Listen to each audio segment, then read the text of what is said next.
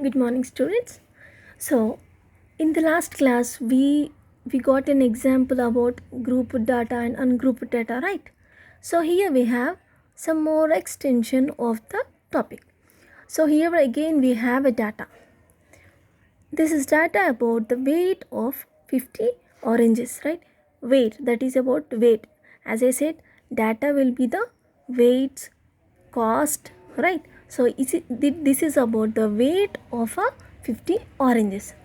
Right here we have the weight 35 grams, 45 grams, 55 grams. Here it is given in grams. So 35 grams, 45 grams, 55 grams. So of 50 oranges we have here the weight. If you observe, this is the random data. This is a raw data. Observe my words. This is a random data and this is a raw data. It is only the list of numbers. As I said in the earlier class, the ungrouped data is nothing but it is a list of numbers. Here we cannot see any categorization, we cannot see any classification, we cannot see any grouped data, right? So this is ungrouped data. So before grouping the data, just we need to find what is given in the data actually. So in earlier class, we know that marks 1 to 10, right? We know the marks 1 to 10. Then only we divided it into groups. So in this problem also same. First we find the least weight. 35, 45, 55, 50, 30. Okay, here is the least weight is 30 grams. Least weight is 30 grams. Okay, observe which is the highest weight. Observe carefully. Yeah, 115 grams is the highest one. So we have data from 30 to 115. 30 to 115. So we need to group it, right? So 30 to 115 means nearly 85 in between that, right? So here we group the data as like this.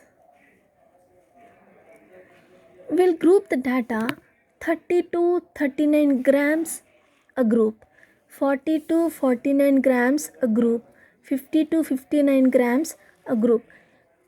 Students, in a big problems we need to group the same 30 to 39, 40 to 49, 50 to 59, 100 to 109, 110 to 119. If you observe, the length of this class is same here. The length is same. 30 to 39, 40 to 49. Here the difference is same. Here the difference is also same. So since our data is 30 to 115, we have divided into it's just equal to 10 10 10 10. Here 10 10 10 10, right? So these groups are called classes. What we call it as classes or class intervals. So we have divided the total data into intervals. So 30 to 39 is one class, 40 to 49 is one class, 50 to 59 is one class. So as you know, in the school we divide the classes, right? 5th A, 5th B, 6th A, 6th B, 7th A, 7th B. In each class we have 40 members. Same like that we have divided the data into 10 observations, 30 to 39 observations, 40 to 49, 50 to 59, like this. So these are called the class intervals. What we call it? Class intervals or classes. And one more thing you need, this is a class interval and their size is called the length of the class. Their size means here 30 to 39, in the sense 30, 31, 32, 33, 34, 35, 36, 37, 38, 39. How many intervals we have? How many numbers we have? 10. 30 to 39 we have 10, right? So the length of the class is 10 here. The length of the class also called as class width. What we call it?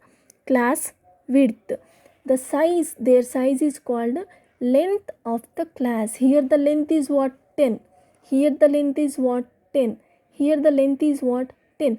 In each class we have the length as 10 only. So here in each of these classes the least number is called as a lower limit and the greatest number is called as the upper limit. Which is low, that is lower, which is high, that is upper. So here I'll take only one class, 30 to 39. This is one class. As I said, this is class or class interval. So which is low? Which is the starting element? Which is the starting element? This 30 is called as a lower limit. It is lower limit because it is the lowest number in this class. So this is the lower limit. Okay, 39. 39 is a highest number. So this is upper limit. The name itself telling that this is lower limit and this is upper limit. Which is least, that is lower limit. Which is highest, that is upper limit. So when we are grouping the data, we have these things. We have class intervals, we have class width, and we have lower limit, we have upper limit. So presenting the data in this form simplifies the understanding, and that is called as a grouped frequency distribution table. Here we go with the data. As I said, 30 to 39, 40 to 49, 50 to 59, 60 to 69, 70 to 79, 80 to 89, 90 to 99, 100 to 109, 110 to 119. So students, here we have a data. Here we have 30, 39, 40, 49, 50 to 59, 60 to 69, right? So we need to find out how many numbers are there, how many observations. As I said, in numerical form, in data, the numerical data is called as observations. We need to find out how many observations are there in 30 to 39. Okay, we'll find 35, 1, 2, 3,